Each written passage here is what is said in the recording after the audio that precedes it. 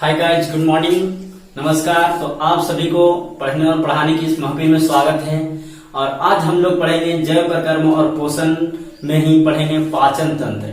इसके पहले हम लोग जय प्रकर्म की 2 वीडियो बना चुके हैं। अगर आप नहीं पढ़े हैं तो प्ले लिस्ट में जाकर के अवश्य पढ़ें, उसके बाद यहाँ पढ़ें तो ज्यादा मजा आएगा दोस्तों।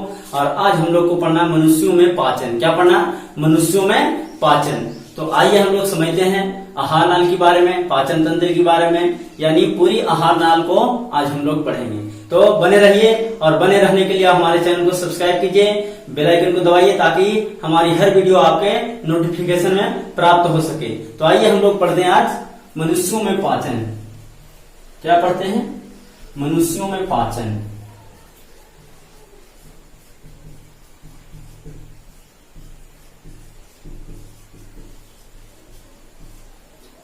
देखिए, बहुत ही मजा आने वाला है दोस्तों। और मजा तब आएगा जब आप कॉपी कलम लेकर के बैठिएगा। आज बने रहिए हमारे तक, लगभग जब तक हम बने रहते हैं। आज हम लोग इस चैप्टर को समाप्त करने की पूरी प्रयास करेंगे। तो सबसे पहले हम लोग समझेंगे बाबू, मनुष्यों में पाचन कैसे होती है। तो मनुष्यों में पाचन जो होती है बाबू, आहार नाल के माध्यम से होती है। क्या चीज के माध्यम से होती है? आहार नाल के माध्यम से। तो सबसे पहले हम लोग समझेंगे कि आहार नाल क्या होती है। सबसे पहले समझेंगे क्या आहार नाल क्या होती है। तो आइए हम लोग समझते हैं आहार नाल के बारे में। तो मनुष्यों में भोजन के पाचन के लिए, मनुष्यों में भोजन के पाचन के लिए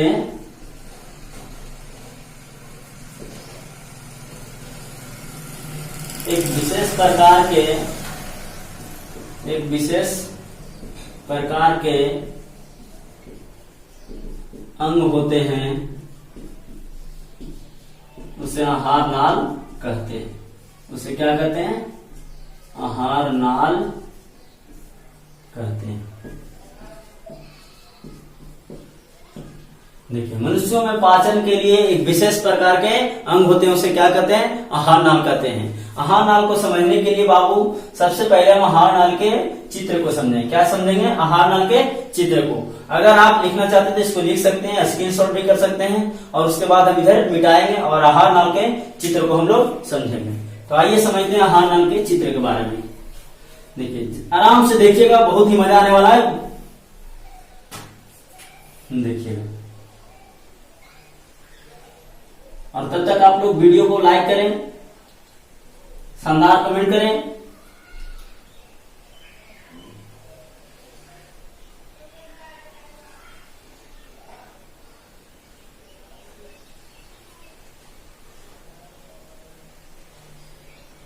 देखिए, आराम से देखते जाइएगा और बनाते जाइएगा। पहले देख लीजिए, समझ लीजिए, उसके बाद आपको बनाने आएगा छोटू। और वीडियो को शेयर करना ना भूलें ताकि हर बच्चा पढ़ सके।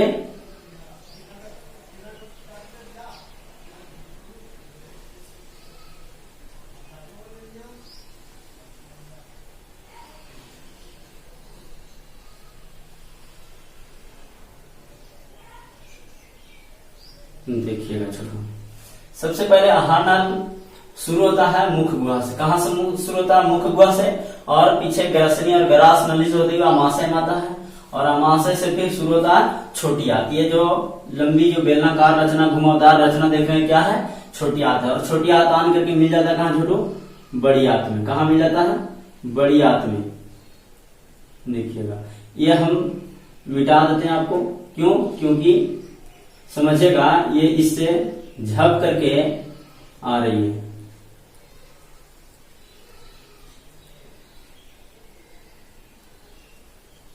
ये बड़ी आंत है। क्या है? बड़ी आंत है।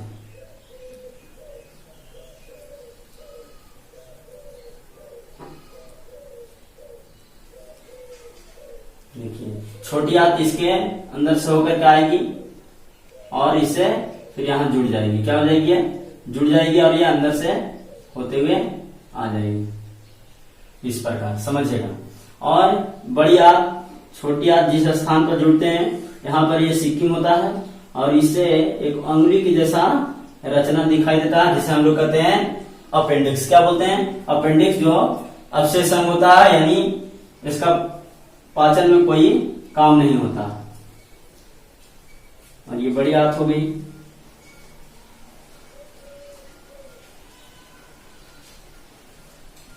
जो लास्ट में मलाशय में आके जुड़ जाती है। अब इसमें और भी रचना देखिएगा। इस रचना पे अमाशय छोटी आंत से जहां मिलती है, इस रचना पे ही एक और रचना होती है जिसका नाम है अग्नाशय। क्या नाम है? अग्नाशय नाम।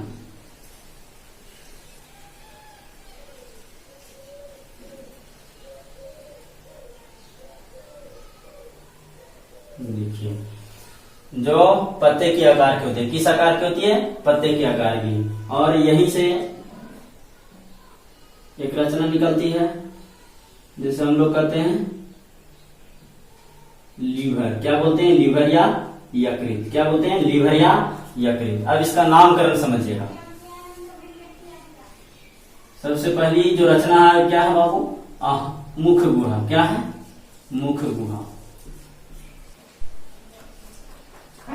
ये पूरे आहार नाल की चित्र है। मुख गुहा हो गया, इसके पीछे मुख गुहा एक नली में खुलते, उसे बोलते हैं क्या? ग्रसनी। क्या बोलते हैं? ग्रसनी बोलते हैं। और ग्रसनी पीछे की ओर खुलती है एक नली में, जिसे बोलते हैं ग्रास नली। क्या बोलते हैं? ग्रास नली। ग्रास नली। और ग्रास नली पीछे की ओर एक चौड़ी थैली में खुलती है, उसे क्या बोलते हैं? अमाशय बोलते हैं। क्या बोलते हैं? अमाशय बोलते हैं। और अमाशय पीछे की ओर एक नली में खुलती है, जो पतली लचीली घुमावदार रचना होती है, जिसे बोलते हैं छोटी आंत। क्या बोलते हैं? छोटी आंत। और छोटी अंत में जुड़ जाती है एक बड़ी नली से, जिसे हम लोग क्या बोलते हैं? बड़ी आंत। क्या बोलते हैं? बड़ी आंत। और बड़ी अंत में किससे जुड़ा था? मलाशय से। किससे जुड़ा था? मलाशय से। और ये एक अवशेष अंग होता है जिसे बोलते हैं अपेंडिक्स। क्या बोलते हैं? अपेंडिक्स। और ये क्या हो गया बाबू? यकृत हो गया। क्या हो गया? यकृत हो गया। इसे लीवर भी कहते हैं। क्या बोलते हैं? लीवर। और इसमें एक रचना निकलती है, जो एक छोटी थैली बनी रहती है, जो क्या होती है? पित्ताशय। क्या होती है? पित्ताशय। क्या होती है? पित्ताशय होती है। और ये क्या आती है? अग्नाशय।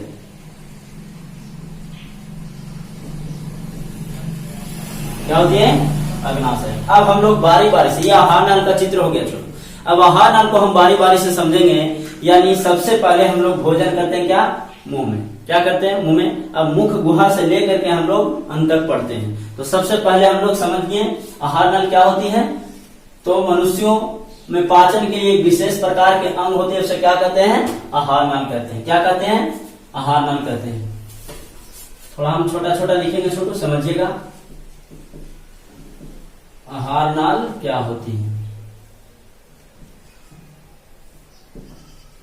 तो मनुष्यों में भोजन के पाचन के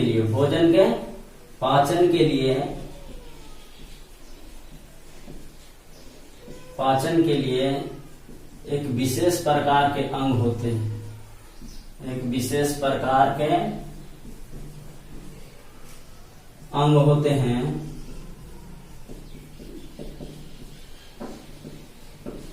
उसे क्या कहते हैं? आहार नाल कहते हैं। उसे क्या कहते हैं? आहार नाल कहते हैं। इसकी लंबाई कितनी होती है छोटू? तो 8 से 10 मीटर। इसकी लंबाई कितनी होती है? 8 से 10 मीटर। कितनी होती है? 8 से 10 मीटर। एक एक पॉइंट को हम लोग को समझते चलना। आहार नाल की लंबाई कितनी होती है? 10 मीटर। 8 से 10 मीटर। अब आहार नाल से ही संबंधित कुछ पाचक ग्रंथियां होती है। क्या होती है? पाचक ग्रंथियां। क्या होती है छोटू? पाचक ग्रंथियां। जिससे क्या स्राव होता है? पाचक रस स्राव होता है। जिससे क्या स्राव होता है? पाचक रस, जो भोजन को पचाने में मदद करती है। इस पाचक ग्रंथि से क्या असर होता है? पाचक रस, जो भोजन को पचाने में मदद करती है। यानी आहार नाम क्या हो गया? आहार नाम, पाचक ग्रंथियां, आहार नाल, पाचक ग्रंथियां और पाचक रस। क्या हो गया? पाचक रस मिलकर एक तंत्र का निर्माण करती है। एक क्या निर्माण करती है? तंत्र का निर्माण करती है। एक तंत्र का क्या करती है? निर्माण करती है। उसे पाचन तंत्र कहते हैं। क्या कहते हैं? पाचन तंत्र कहते हैं। उसे क्या कहते हैं? पाचन तंत्र कहते हैं।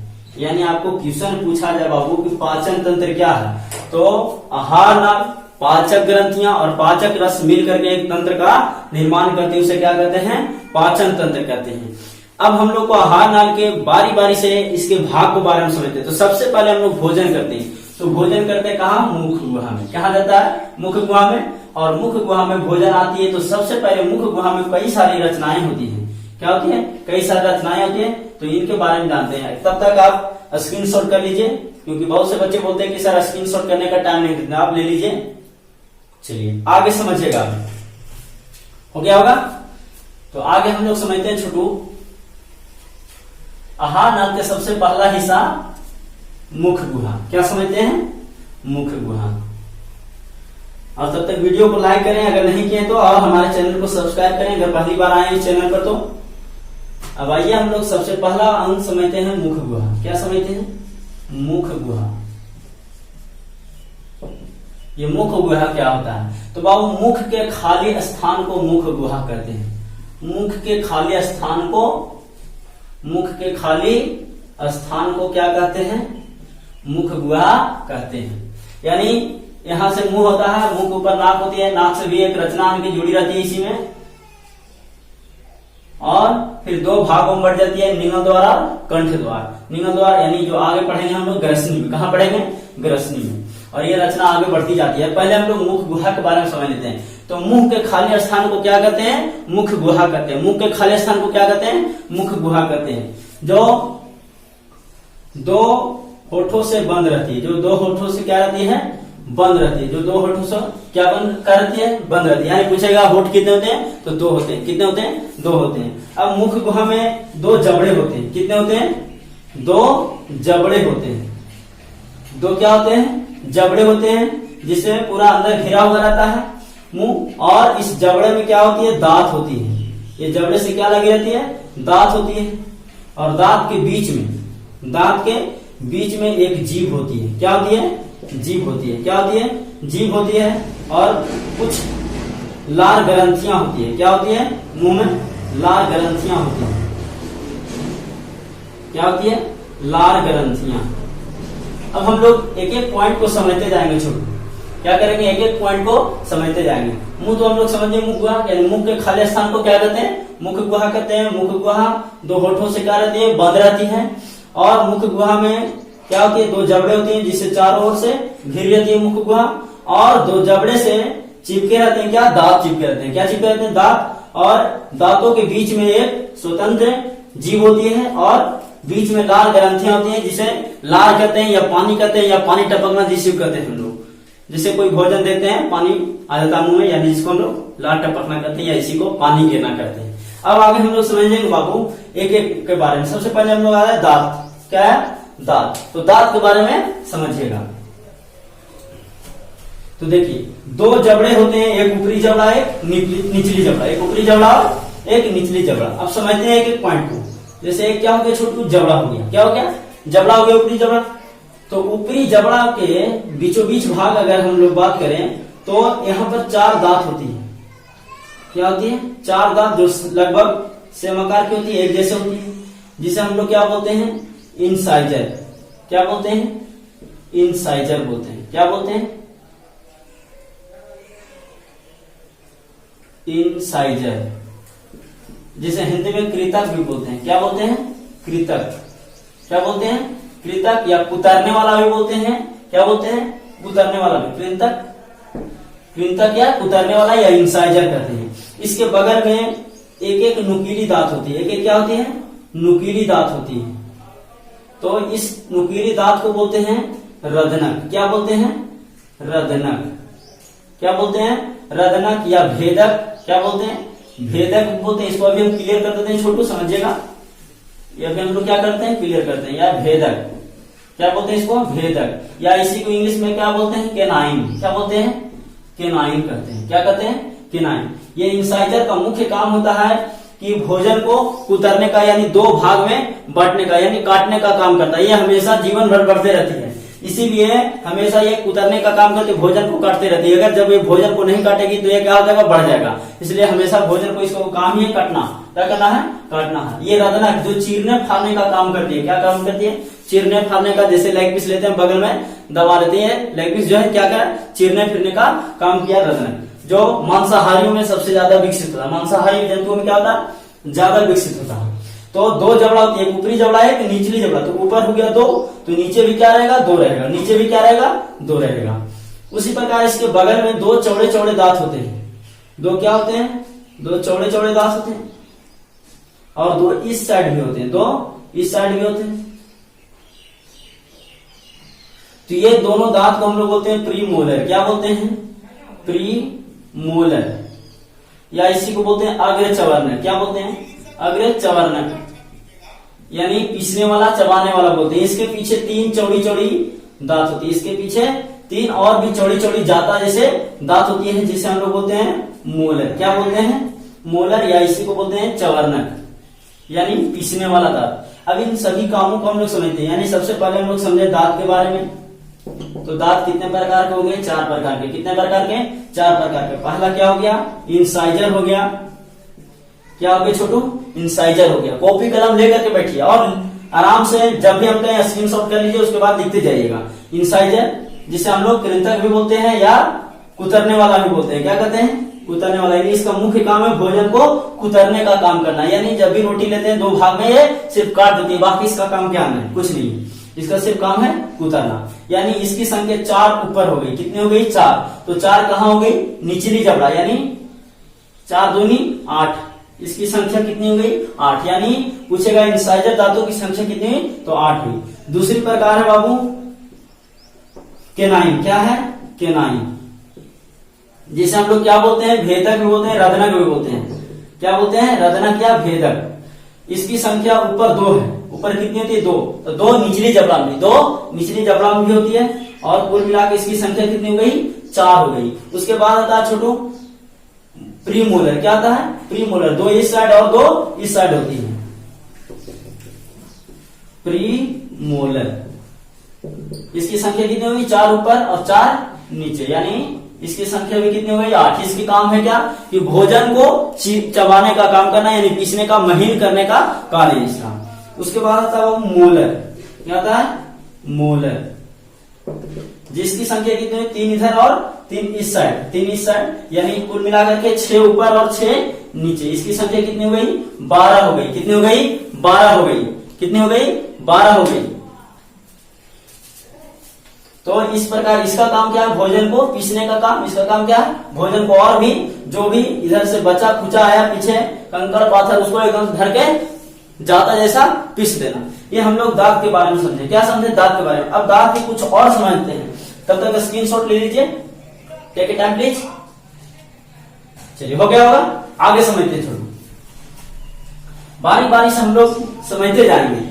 अभी हम लोग सिर्फ मुख्य गुहा में हैं। भोजन को सिर्फ मुख्य गुहा में दांत के बारे में पढ़ रहे हैं। तो 4 प्रकार की दांत हुई। कितने प्रकार के? 4 प्रकार के। अब दांत के बाबू हिस्से समझते हैं। चलिए, ये सिंपल क्या है समझिए। एक दांत है। क्या है? एक दांत है। तो निचली जो जबड़े वाली भाग होती है, दांत के 3 भाग होते हैं। दांत के कितने भाग होते हैं? 3 भाग। एक मध्य भाग, एक ऊपरी भाग और एक जबड़े वाली भाग जो अंदर धंसी होती है। तो ऊपर वाले भाग को बोलते हैं सिर या शिखर। सिर या शिखर बोलते हैं। क्या बोलते हैं? सिर या शिखर कहते हैं। और जो जबड़े वाली भाग होती है उसको क्या बोलते हैं? जड़ बोलते हैं। क्या बोलते हैं? जड़ बोलते हैं। और जो मध्य वाली भाग होता है उसको क्या बोलते हैं? मध्य भाग। क्या बोलते हैं? मध्य भाग। यानी दांत के 3 भाग हो गए हैं। एक निचली जबड़े में जो रहती है उसे हम लोग जड़ बोलते हैं। जो ऊपरी शिखर जो रहते हैं, सबसे ऊपरी शिखर पर उसे क्या बोलते हैं? सिर या शिखर बोलते हैं। और बीच वाला भाग एक मध्य भाग, क्या होगी? मध्य भाग। अब हम लोग दांत के बारे में और भी समझते हैं। तो देखिए, तो दांत के अंदर कुछ खाली स्थान होते हैं। क्या होते हैं? खाली स्थान, जिसको बोलते हैं अस्थि मज्जा। क्या बोलते हैं? अस्थि मज्जा। क्या बोलते हैं बाबू?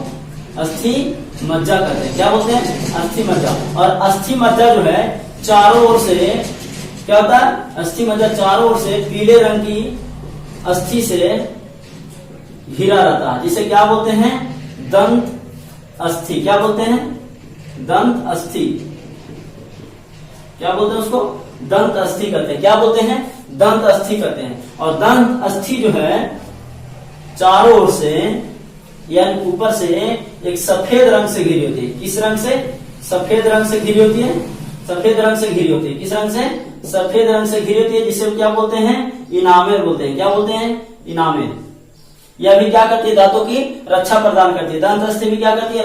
दांतों की रक्षा करती है। सबसे कठोर भाग है शरीर का, और यह भी जो दांतों की रक्षा करते हैं, जो सफेद रंग की होती है, जिसे हम लोग क्या बोलते हैं? इनामेल। क्या बोलते हैं? इनामेल। इसको क्या बोलते हैं? दंत अस्थि या डेंटाइन बोलते हैं। क्या बोलते हैं?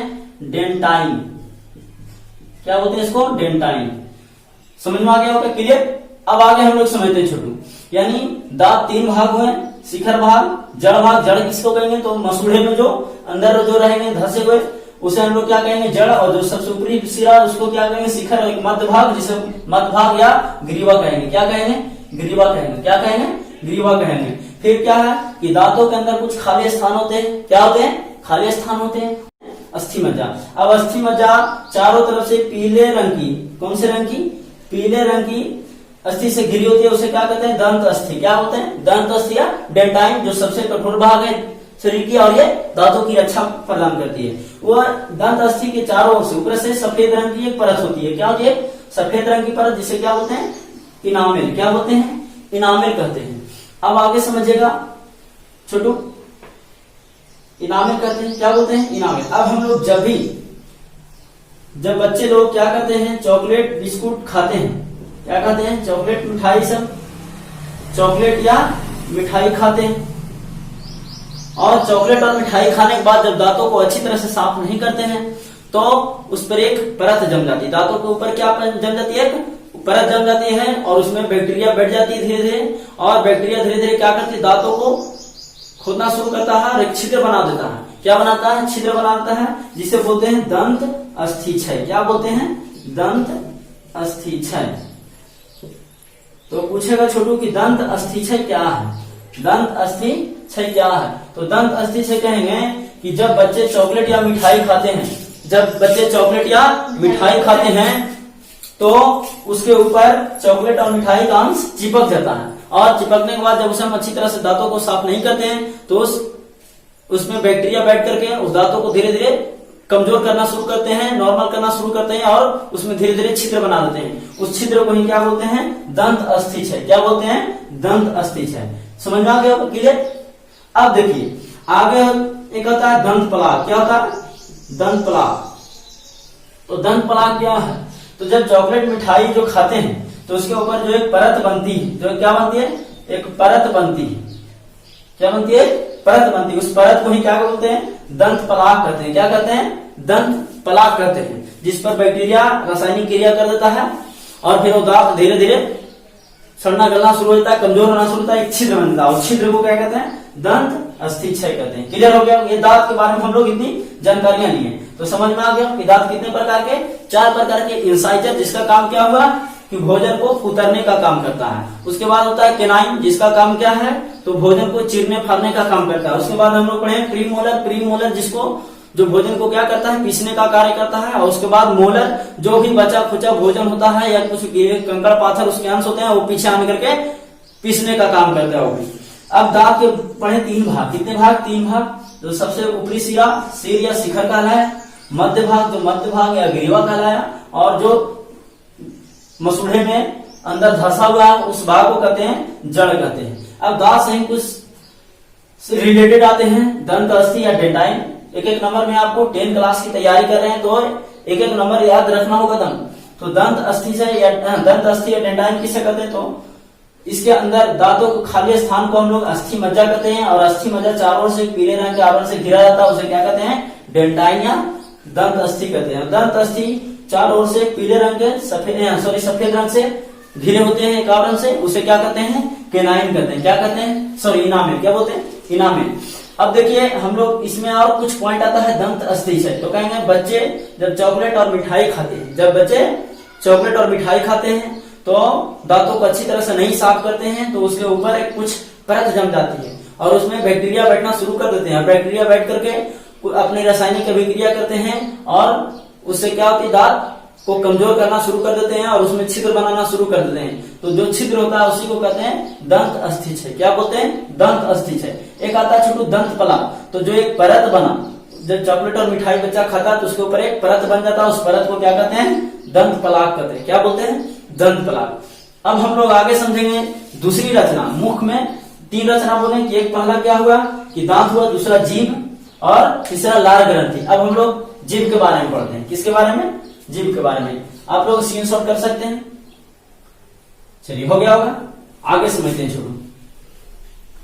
और वीडियो को लाइक करें, शेयर करें, बहुत ही मजा आएगा।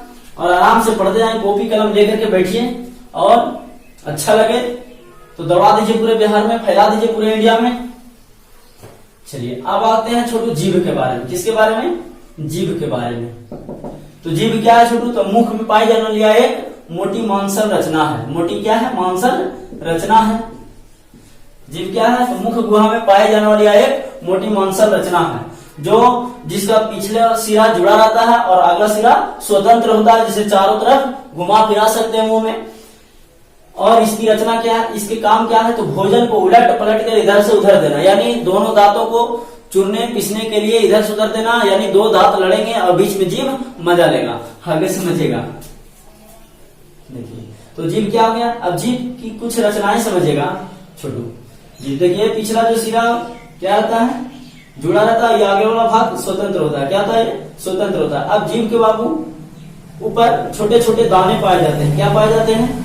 दाने पाए जाते हैं, अंकुर पाए जाते हैं, जिसे कहते हैं स्वाद कलियां। क्या कहते हैं? स्वाद कलियां, जो इसी से रिलेटेड है छोटू।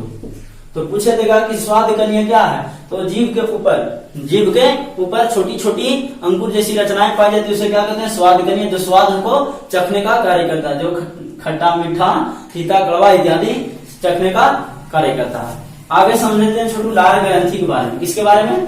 लार ग्रंथि के बारे में। देखिए लार ग्रंथि, तो मुख गुहा में 3 जोड़ी लार ग्रंथियां पाई जाती है। कितनी जोड़ी? 3 जोड़ी लार ग्रंथियां पाई जाती हैं। कितनी जोड़ी? 3 जोड़ी। जिसका नाम है सबमैंडिबुलर, सबलिंगुअल, और पैरोटिड।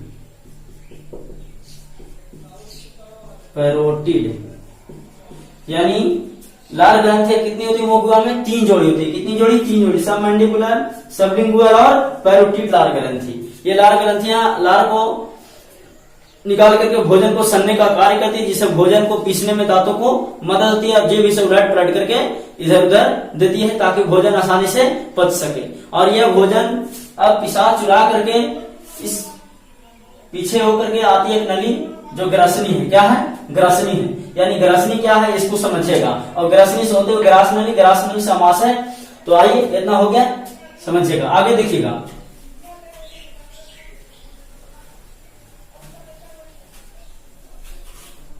देखिए ग्रसनी क्या है समझिएगा छोटे लोग।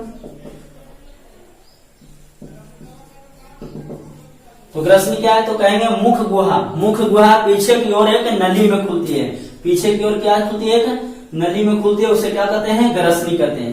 पीछे की ओर क्या खुलती है? एक नली में खुलती है, उसे क्या कहते हैं? ग्रसनी कहते हैं। और ग्रसनी से में 2 द्वार होते हैं। कितने द्वार होते हैं? 2 द्वार। एक होता है निगल द्वार और एक होता है कंठ द्वार। एक निगल द्वार और एक होता है कंठ द्वार। तो जो भोजन होते हैं बाबू, वो निगल द्वार के माध्यम से ग्रास नली में आ जाते हैं। कहाँ जाते हैं? ग्रास नली में आ जाते हैं। कहाँ जाते हैं? ग्रास नली में। और भोजन को कंठ द्वार में नहीं जाने देता। इसके लिए कंठ द्वार के ऊपर एक रचना पाई जाती है, जिसे बोलते हैं एपीग्लोटिस। क्या बोलते हैं? एपीग्लोटिस कहते हैं, जो भोजन को अंदर नहीं जाने देता है। क्योंकि यह किससे जुड़ा रहता है? निगल कंठ द्वार श्वास नली से, और श्वास नली किससे जुड़ा था? फेफड़ा से। तो भोजन का अंश उसमें जाने नहीं देता, इसके लिए एक रचना होता है एपिग्लोटिस। क्या होता है? एपिग्लोटिस, भोजन को अंदर जाने नहीं देता। लेकिन कभी कभी देखे तो भोजन का अंश चल जाता है, तो क्या होता है कि खाते वक्त या पानी पीते वक्त जब सरक जाता है, सरकना किसको कहते हैं? इसलिए हम लोग कहते हैं कि खाने पीने वक्त हंसाना नहीं चाहिए व्यक्ति को। अगर हंसाते हैं गलती से तो क्या होता है? ढक्कन थोड़ा उठ जाता है, तो उसके माध्यम से अंश चल जाते हैं, भोजन का अंश जो अंदर जाते हैं, तो तुरंत बाहर आने के लिए फिर से शुरू हो जाता है, जो नाक मुंह द्वार बाहर द्वार आ जाते हैं। तो अतः खाना खाते वक्त कभी ऐसा नहीं करना चाहिए, हंसाना नहीं चाहिए, कॉमेडी फिल्म नहीं देखना चाहिए।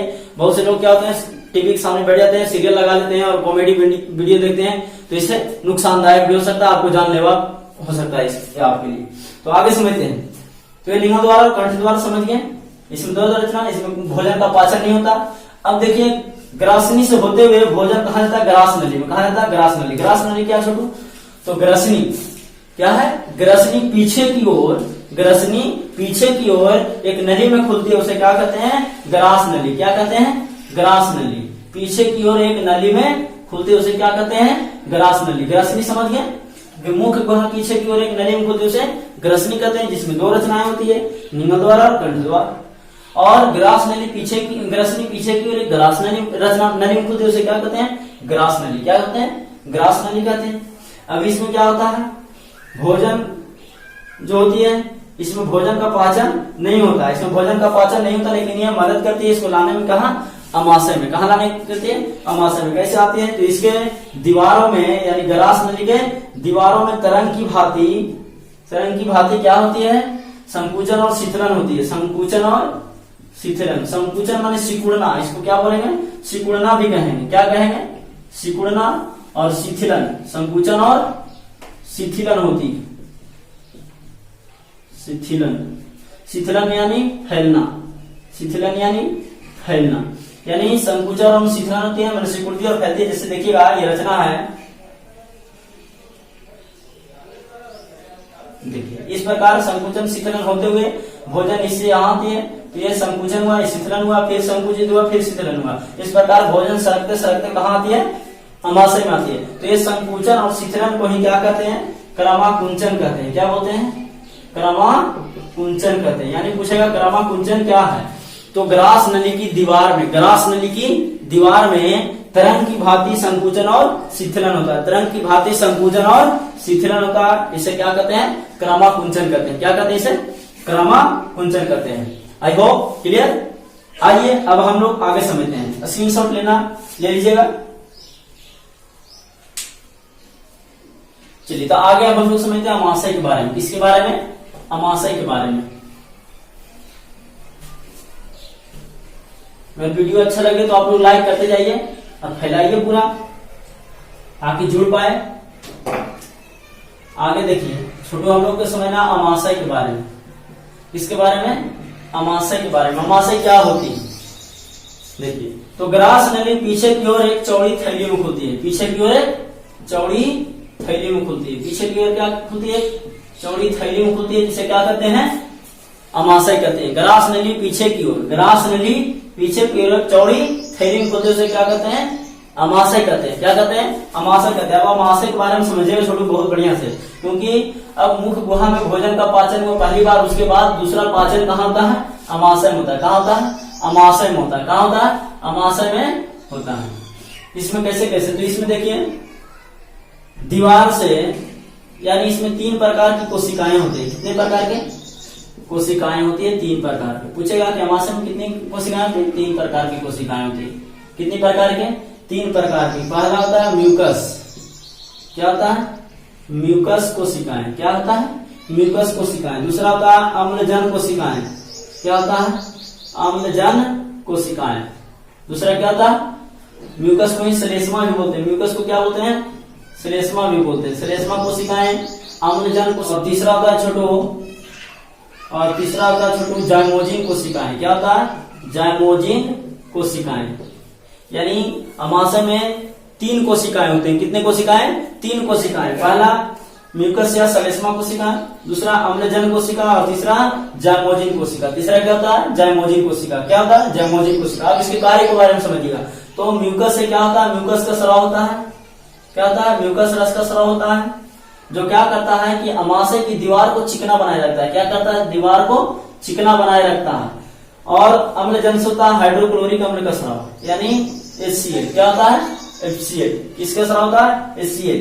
ये करता क्या है, जो भोजन आते हैं इसमें भोजन को पचाने का कार्य करता है, और ये भोजन के साथ आए हुए सूक्ष्मजीव बैक्टीरिया आदि को मारने का भी कार्य करता है। यानी पूरे चारों तरफ ये तैनात रहता है, जैसी भोजन के साथ कुछ सूक्ष्मजीव या बैक्टीरिया आए उसको यह मार करके नष्ट कर देता है और भोजन को पचाने में मदद करता है। इसे हाइड्रोक्लोरिक अम्ल कहते हैं। क्या बोलते हैं, ये हाइड्रोक्लोरिक अम्ल, जिसकी भोजन के पाचन में महत्वपूर्ण भूमिका होती है। भोजन को अब कहिएगा, भोजन के जब पाचन करता है तो ये हमारे जिस भोजन क्या होता है, मांस भी खाते हैं, सब पाचित हो जाता है। हमारा शरीर भी मांस है, तो इसका भी पाचन होना चाहिए। क्यों नहीं होता, तो इसका पाचन इसलिए नहीं होता है क्योंकि म्यूकस कोशिका जो है म्यूकस का स्राव करता है, जो भोजन यानी अमाशय की दीवार को क्या करता है, चिकना बनाए रखता है, जिसके कारण भोजन का अपने अमाशय का पाचन नहीं हो पाता। नहीं तो हमारा अमाशय भी क्या हो जाएगा, नष्ट हो सकता था। तो चिकना बनाए रखता है। क्या करता है, चिकना बनाए रखता है। चलिए आगे समझिएगा, ये तीनों तरफ से यानी म्यूकस से म्यूकस रस, और अम्लजन से हाइड्रोक्लोरिक अम्ल, और जाइमोजिन से पेप्सिनोजेन। क्या होता है, पेप्सिनोजेन। क्या होता है, पेप्सिनोजेन। तो ये तीनों रचनाएं यानी तीनों कोशिका से स्रावित होने वाला जो रूप होता है वो एक तैयार करता है जठर रस। क्या करता है, जठर रस। यानी ये तीनों एक ग्रंथि का निर्माण करते हैं, जठर ग्रंथि। इसका जठर ग्रंथि का, और जठर ग्रंथि से किसका स्राव होता है, जठर रस। जो इन तीनों का मिश्रित रूप को ही जठर रस कहते हैं। क्या कहते हैं, इन तीनों का मिश्रित रूप को ही क्या कहते हैं, जठर रस। समझ में, जठर रस जो भोजन को पाचन करने में अहम भूमिका निभाती है। इस प्रकार हम लोग इसका कार्य समझे। अब अमाशय के 3 भाग होते हैं। अमाशय के कितने भाग होते हैं, 3 भाग होते हैं। अमाशय कितने भाग होते हैं, 3 भाग होते हैं। पहला होता है कार्डियक। क्या होता है, कार्डियक। दूसरा होता है फंडिक, और तीसरा होता है पाइलोरिक। क्या होता है, पाइलोरिक।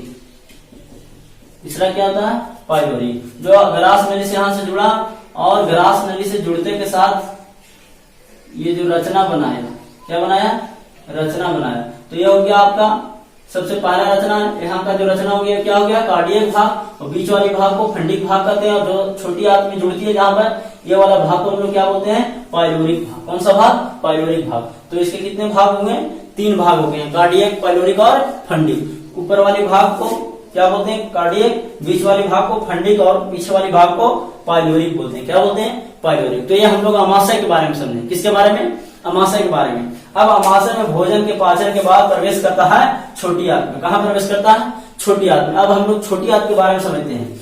तब तक आप लोग स्क्रीनशॉट ले सकते हैं। देखिए आगे समझिएगा छोटी।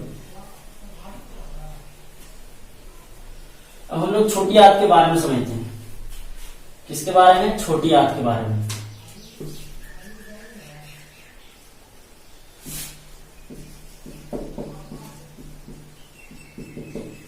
देखिए छोटी आंत क्या होती है, तो कहेंगे अमाशय पीछे की ओर, अमाशय पीछे की ओर एक पतली नली में खुलती है। पतली घुमावदार बेलनाकार नली में खुलती है, उसे क्या कहते हैं, छोटी आंत कहते हैं। देखिए अमाशय पीछे की ओर घुमावदार पतली या बेलनाकार नली में खुलते, उसे क्या कहते हैं, छोटी आंत कहते हैं। देख रहे हैं क्या, ये रचना जो है ये छोटी आंत की, जिसकी लंबाई 6 मीटर होती है। कितने मीटर, 6 मीटर। कंपटीशन में कभी 7 मीटर भी देता है छोटू, इसलिए दोनों याद रखिएगा, 6 से 7 मीटर। क्या होता है, 6 से 7 मीटर। लेकिन 10 के बुक में आपको कितना मिलेगा, 6 मीटर मिलेगा। कितना मीटर, 6 मीटर। इसके भी 3 भाग होते हैं। इसके भी क्या होते हैं, 3 भाग। छोटी आंत के भी कितने भाग, 3 भाग। ग्रहणी, जेजुनम, इलियम। ग्रहणी, जेजुनम और इलियम। यानी जो सबसे ऊपरी भाग होते हैं ये ग्रहणी कहलाते हैं, बीच की भाग जेजुनम, और अंत का भाग जो जुड़ती है उससे क्या बोलते हैं, इलियम कहते हैं। क्या बोलते हैं, इलियम कहते हैं। क्या बोलते हैं, इलियम। अब छोटी आंत में तीसरा पाचन होता है। इसका पहला पाचन कहाँ हुआ, मुख गुहा में। दूसरी पाचन कहाँ, अमाशय में, और तीसरी पाचन कहाँ, छोटी आंत में। छोटी आंत में भोजन का पाचन के लिए इसमें अग्नाशय से एक छिद्र जुड़ी रहती है और एक पित्ताशय से, यानी पीत से, ये क्या हो गया, यकृत, यकृत से निकला पीत, और पीत आन करके एक थैली में जमा हो जाती है जिसे पित्ताशय कहते हैं, और पित्ताशय से छिद्र मिला रहता है, और इसका अग्नाशय से छिद्र मिला रहता है, और इस तीनों का मैच हो जाता है, और इससे अग्नाशयी रस, और इससे निकला यकृत से यकृत रस, यानी पीत रस। कौन सा रस, पीत रस, और अग्नाशय से अग्नाशयी रस, और आंत से निकला, छोटी आंत से आंत्र रस। क्या निकला, आंत्र रस। और ये तीनों मिलकर बचे हुए भोजन को पाचित कर देते हैं, बचे हुए भोजन को पचा देते हैं, और ये पाचन अब भोजन जो हो जाते हैं, क्या हो जाते हैं, चाय में बदल जाते हैं। क्या चीज में बदल देते हैं, चाय में। क्या चीज में बदल देते हैं, चाय में। चाय कहेगा क्या है, तो भोजन का पाचित यानी छोटी आंत में भोजन पच करके क्या चीज में बदलता है, चाय में बदलता है। जिस प्रकार अमाशय भोजन आया था, भोजन पचा, और यहाँ पर भोजन एक गोंद की जैसा रचना बना देता है, जिसको बोलते हैं काइम। क्या बोलते हैं, काइम। यानी यहाँ पर जो भोजन है क्या चीज, अमाशय में भोजन काइम में बदल जाता है, और छोटी आंत में भोजन किस में बदलता है, चाय में बदल जाता है। और अब छोटी आंत में जो समझते हैं, देखिएगा छोटी आंत में, कौन से आंत में, छोटी आंत में अंगुली की जैसा रचना होती है, जिस क्या होता है, ऐसे ऐसे रचने बहुत होते हैं, अंगुली की जैसा हजारों, जिसे बोलते हैं भिलाई। क्या बोलते हैं, भिलाई। क्या बोलते हैं, भिलाई बोलते हैं। क्या बोलते हैं, भिलाई, जो भोजन को अवशोषित करने का काम करते हैं, और वो जुड़ी रहती है रक्त कोशिका से, और जो अवशोषित किया हुआ भोजन रक्त में चला जाता है, और रक्त के माध्यम से पूरे शरीर में चला जाता है। इस प्रकार बचे हुए भोजन को कहाँ पहुंचा दिया जाता है, पूरे शरीर में पहुंचा दिया जाता है। अब जो भोजन अपचा रह गया, यानी जो नहीं बचा, वो पहुंच गया कहां पर, बड़ी आंत में। कहां पहुंच गया, बड़ी आंत में, और बड़ी आंत के माध्यम से फिर कहां चला है, बड़ी आंत में भोजन का पाचन नहीं होता है, बड़ी आंत में भोजन का पाचन नहीं होता है। यहाँ अगर नोट कर लिए पहले नोट कर लीजिए, स्क्रीनशॉट ले लीजिए। चलिए आगे समझते हैं बड़ी आंत। क्या समझते हैं, बड़ी आंत।